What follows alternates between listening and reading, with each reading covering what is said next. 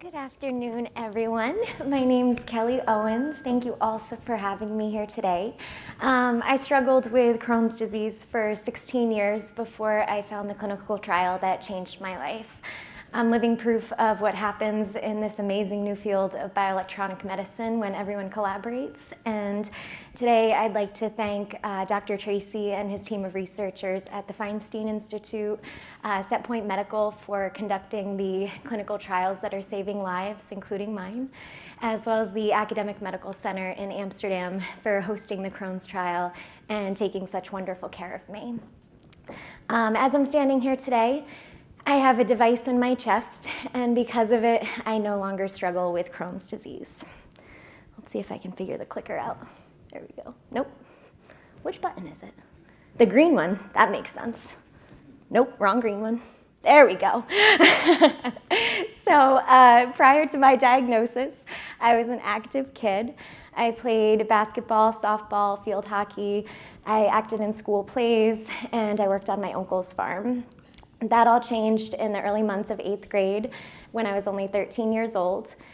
I was in the play The Music Man, and during tap dancing practice one day, I twisted my ankle, proving that I'm not a very good tap dancer, and they found that the swelling never diminished.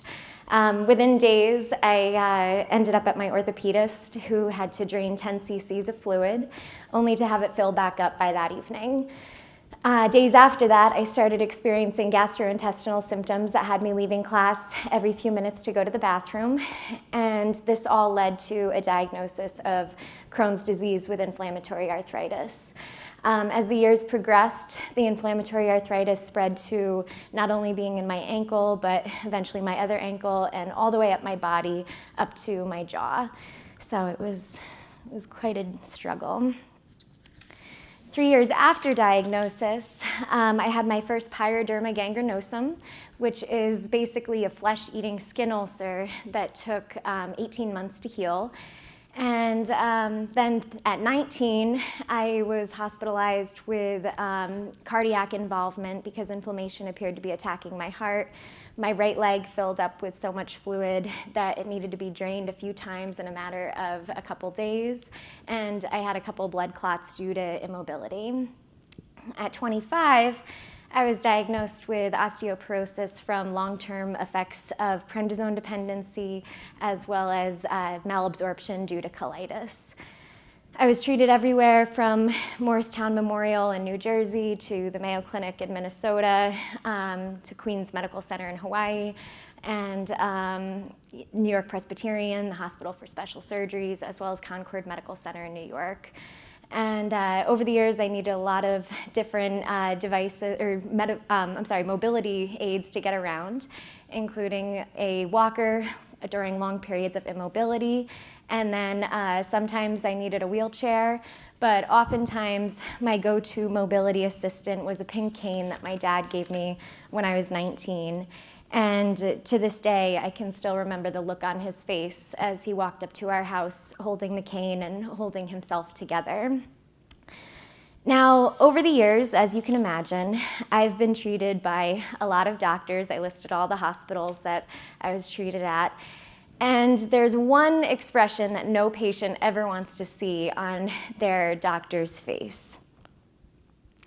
Now, imagine that every doctor that you meet looks like this guy. I've certainly been a head scratcher for doctors all over the country, as I think they looked at my chart like I was a walking episode of Unsolved Mysteries. So it was not too fun to see that.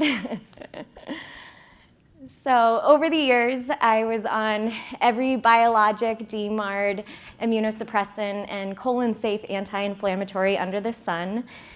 For that entire time period of 16 years, the only thing that worked for me was high doses of prednisone. Generally, during really bad points, I needed 40 to 60 milligrams, and then 10 or below for maintenance. I took all of the drugs listed here: Remicade, Entyvio, Cimzia, Humira, Simponi, Stelara, Imuran, Uceris, sulfasalazine, Acecol, Lialda, Celebrex, Plaquenil, Flagyl, Methotrexate. The list goes on. And oftentimes they didn't work for me, if they worked at all. They only worked for maybe a few weeks. Sometimes they needed to be combined, so they would put Remicade with 6-MP or Entyvio with Imuran. And as many of you know, those are all very toxic medications that not only didn't handle my symptoms, but also made me feel like a nuclear power plant. I felt super radioactive taking them. And I drove my doctors kind of crazy in the process because even at 15 or 16, I was recommending what combinations I thought they should use. So they didn't always appreciate that, as you can imagine. Then in 2014, I found out about bioelectronic medicine. My husband and I were living in Hawaii at the time, where I was a high school English teacher. And while grading papers one night, I needed a little breather. You could only read about 20 sophomore research papers before your head starts to explode. So I went on Facebook just to scroll through mindlessly. And instead what I found was Dr. Tracy's talk with the Huffington Post about rheumatoid arthritis and vagus nerve stimulation. I watched the whole thing, and as I watched, I Googled his name and tracked down his email and told him my story and that I would do anything I had to do to get this device. He responded the next day, and he was incredibly empathetic and gracious, but informed me that at the time there wasn't a trial for Crohn's disease. That would take another 3 years, but from then on, I knew that the device would eventually change my life. In 2015, I experienced the worst of what Crohn's colitis can do.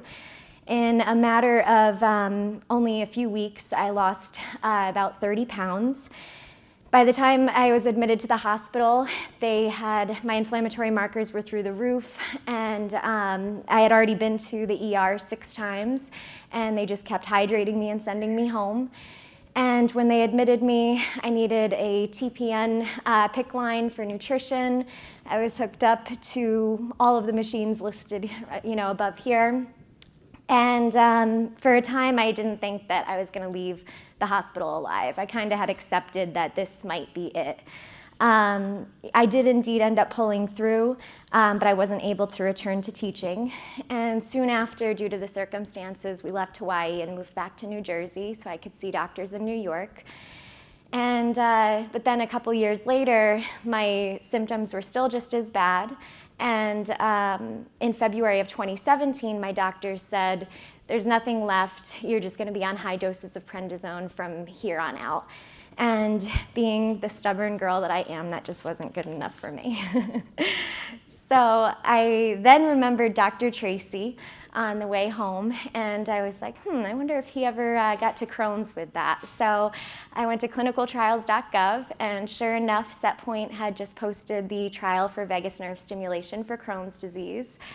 So I tracked down some more emails, found Ralph Zitniks, who was then the CEO of SetPoint, as well as the principal investigator of the trial, Dr. Dines, and told them my story and that I needed the device. And Ralph responded and said I'd likely be a candidate, but he said, sorry, but you'd have to live in Amsterdam for up to 6 months, in a way that suggested that I wouldn't do that because most people probably wouldn't.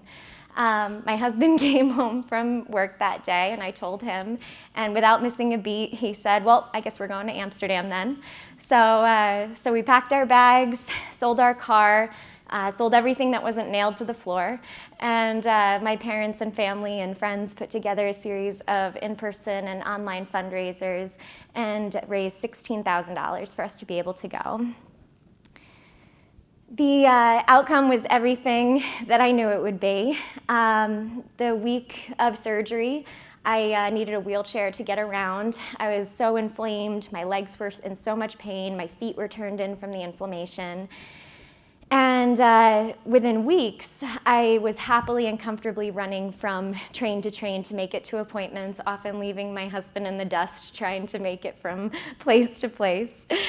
And my husband and I call this picture the Great Kneecap Discovery of 2017, because for such a long time, my kneecaps were like swallowed by the size of cantaloupes of inflammation around them. And I woke up this morning, and I was getting dressed that day.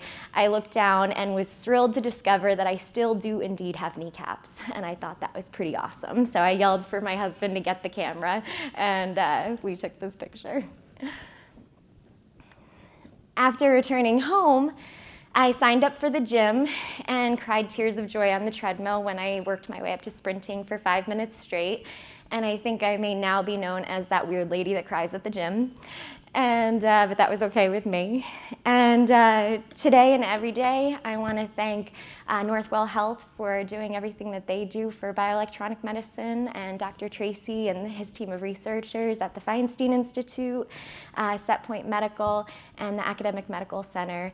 Collaborations truly do save lives, and I'm so grateful for everyone who came together to save mine. And thank you all so much for having me here. Thank you.